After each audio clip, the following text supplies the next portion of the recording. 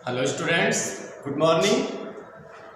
आज हम लोग क्लास 6, 7th और क्लास 6, 7th और क्लास 8 तीनों ही क्लासों में हिंदी व्याकरण में जो चौथा अध्याय दिया है जिसमें संधि के बारे में बताया है। तो आज के वीडियो में हम लोग संधि के बारे में जानेंगे, यानी आज का हमारा जो प्रकरण है, आज का जो हमारा टॉपिक है वो है संधि। आज की वीडियो में हम लोग संधि शब्द का शाब्दिक अर्थ क्या होता है, संधि शब्द का शाब्दिक अर्थ क्या होता है उसको जानेंगे। संधि किसे कहते हैं, ठीक है, यानी संधि की परिभाषा हम क्या दे सकते हैं, हम इसको भी जानेंगे।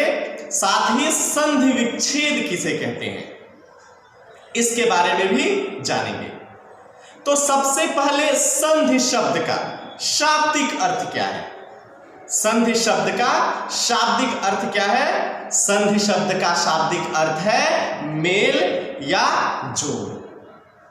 संधि शब्द का शाब्दिक अर्थ क्या है, संधि शब्द का शाब्दिक अर्थ है मेल या जोड़। व्याकरण में नियमानुसार जब दो वर्ण मिलकर व्याकरण में नियमानुसार जब दो वर्ण मिलकर अन्य वर्ण में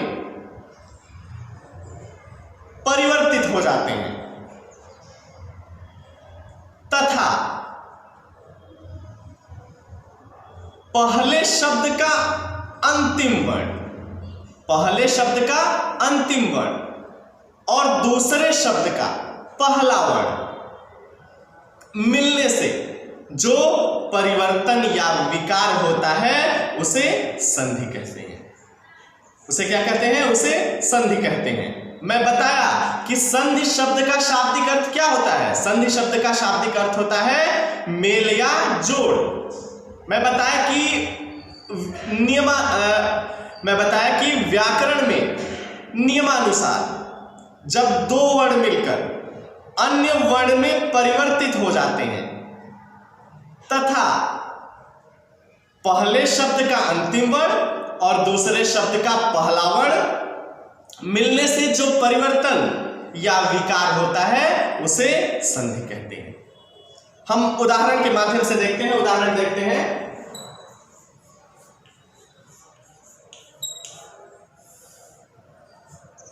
पहला उदाहरण हम ले लेते हैं, नरधन ईश। नरधन ईश क्या हो जाएगा, नरेश। नरधन ईश बराबर नरेश। वेद धन अंत, वेद धन अंत बराबर वेदांत, बराबर वेदांत। ठीक है, अगला हम उदाहरण ले लेते हैं, सूर्य धन उदय। सूर्य धन उदय, सूर्य धन उदय बराबर सूर्योदय, सूर्योदय, सूर्योदय। और एक और उदाहरण हम लेते हैं, नेधन अन्न। नेधन अन्न बराबर नयन,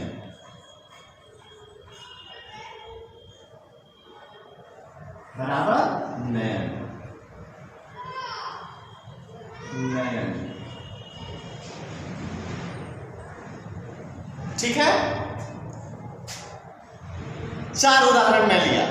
पहला नरधन ईश बराबर नरेश, वेद धन अंत मिलकर क्या हो जाएगा, वेदांत। अगला सूर्य धन उदय बराबर सूर्योदय, और चौथा जो उदाहरण मैं लिया हूं वो है ने धन अन बराबर नयन। इन चारों उदाहरणों में पहले शब्द का अंतिम वर्ण या अंतिम ध्वनि, यानी पहले शब्द का अंतिम ध्वनि और दूसरे शब्द की पहली ध्वनि, पहले शब्द की अंतिम ध्वनि और दूसरे शब्द की पहली ध्वनि, ठीक है, के मेल से जो नई ध्वनि उत्पन्न हो रही है, यही विकार या परिवर्तन संधि कहलाता है। ठीक है, यानी इन चारों उदाहरणों में पहले शब्द की अंतिम ध्वनि तथा दूसरे शब्द की पहली ध्वनि के मेल से जो नई ध्वनि उत्पन्न हो रही है, यही विकार या परिवर्तन संधि कहलाता है। तो हम संधि की परिभाषा क्या दे सकते हैं? संधि की परिभाषा हम दे सकते हैं, संधि की परिभाषा में हम क्या दे सकते हैं? संधि की परिभाषा हम दे सकते हैं ध्वनियों अर्थात वर्णों के पारस्परिक मेल से जो विकार उत्पन्न होता है उसे संधि कहते हैं। ठीक है, ध्वनियों अर्थात वर्णों के पारस्परिक मेल से जो विकार उत्पन्न होता है उसे संधि कहते हैं। संधि की परिभाषा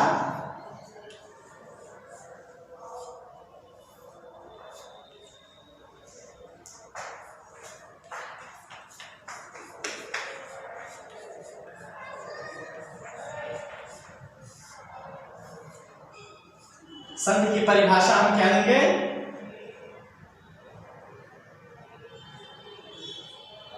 संधि की परिभाषा हम देंगे ध्वनियों अर्थात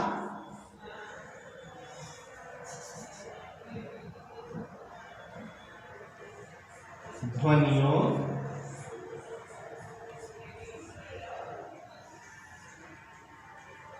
अर्थात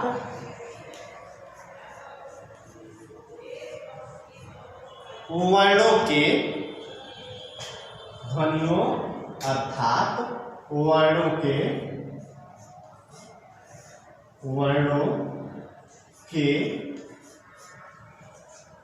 पारस्परिक मेल से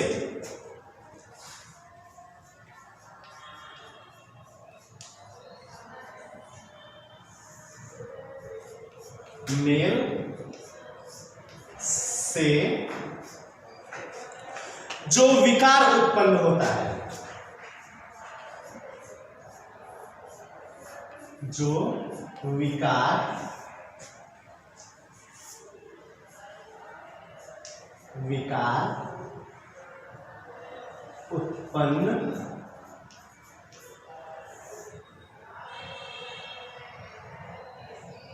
जो विकार उत्पन्न होता है उसे क्या कहते हैं? उसे संधि कहते हैं।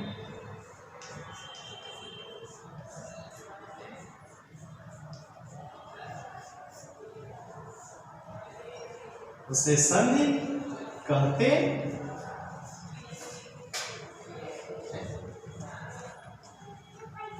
उसे क्या कहते हैं? संधि कहते हैं। संधि की परिभाषा हम लोग क्या दे सकते हैं कि ध्वनियों अर्थात वर्णों के पारस्परिक मेल से जो विकार उत्पन्न होता है उसे संधि कहते हैं। अब संधि विच्छेद किसे कहते हैं? ठीक है, संधि विच्छेद किसे कहते हैं कि संधियुक्त शब्दों को अलग अलग करके लिखने की जो प्रक्रिया है उसे क्या कहते हैं? उसे संधि विच्छेद कहते हैं। यानी संधि युक्त शब्दों को अलग अलग करके लिखने की प्रक्रिया संधि विच्छेद कहलाती है। तो आज के वीडियो में हम लोग संधि की परिभाषा जाने, संधि विच्छेद के बारे की परिभाषा जाने। अगले वीडियो में हम लोग संधि के कितने भेद होते हैं इसके बारे में जानेंगे। आज के लिए बस इतना ही, धन्यवाद।